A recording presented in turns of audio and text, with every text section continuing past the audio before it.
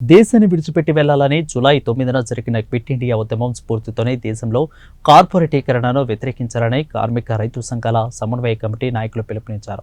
ఈ సందర్భంగా విజయనగరం జిల్లా కలెక్టర్ కార్యాలయం వద్ద సమన్వయ కమిటీలు ఆధ్వర్యంలో క్విట్ ఇండియా పేరుతో ధర్నా నిర్వహించారు. సమన్వయ కమిటీ కన్వీనర్ బి రాంబాబు మాట్లాడుతూ కార్మిక హక్కుల పరిరక్షణకై, ప్రభుత్వ రంగ సంస్థల పరిరక్షణకై, వ్యవసాయ రంగంలో డాక్యుమెంటరీలు, నాథన్ కమిటీ సిఫార్సులను అమలు చేయాలని డిమాండ్ చేశారు.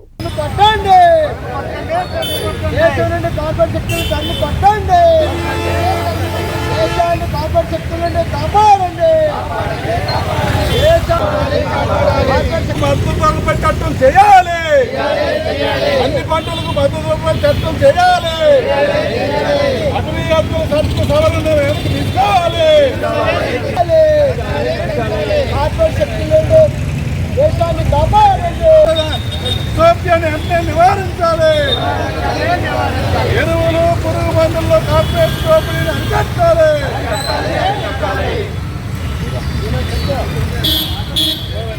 స్వతంత్ర పోరాటంలో బ్రిటిష్ వాళ్ళు వెంటనే ఈ దేశం విడిచి వెళ్ళాలని క్విట్ ఇండియా ఉద్యమం పిలిపించిన రోజు.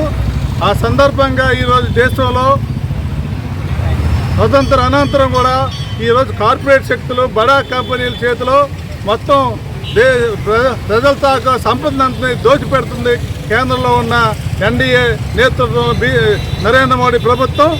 అందుకోసం వెంటనే ఈరోజు క్విట్ కార్పొరేట్ కంపెనీలు, బడా కంపెనీలకు వెంటనే వాటి తాలూకా ఉత్పత్తులు బహిష్కరించాలని ఈరోజు ఆల్ ఇండియాలో రైతు సంఘాలు మొత్తంగా పిలిపించి అందులో భాగంగానే విజయనగరం జిల్లాలో కూడా ఈరోజు నిరసన తెలియజేస్తాం.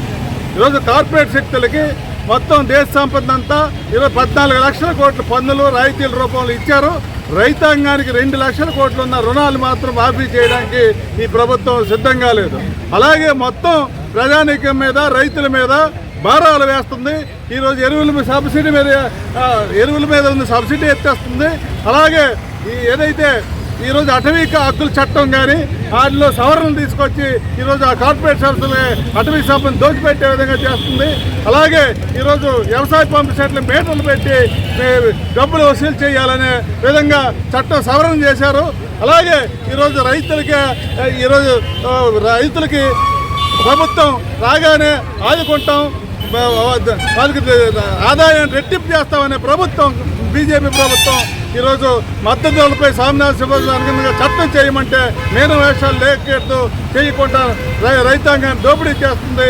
అలాగే వ్యవసాయ కూలీలకు మాత్రం పని దినాలు, అలాగే ఉపాధి నిధులు కూడా తగ్గిస్తున్నారు, అవి కూడా పెంచాలని. అలాగే ఈరోజు కార్మిక చట్టాలు కూడా మార్చి లేబర్ కోడ్ తీసుకొచ్చారు. ఈ కార్మిక రంగాన్ని నష్టం చేసి కార్పొరేట్ కంపెనీలకి బలి చేసే విధంగా ఈరోజు వ్యవహరిస్తుంది. అందుకోసం దేశవ్యాప్తంగా వెంటనే ఈరోజు కార్పొరేట్ బడా కంపెనీల తాలూకా ఉత్పత్తుల్ని వెంటనే ప్రజానీకం కూడా పిలిపిస్తున్నాం. ఆ ఉత్పత్తులు బహిష్కరించాలని, రైతాంగానికి అలాగే ప్రజానీకానికి ఇస్తున్న భారాలని వెంటనే తగ్గించి ఆదుకోవాలని డిమాండ్ చేస్తున్నాం.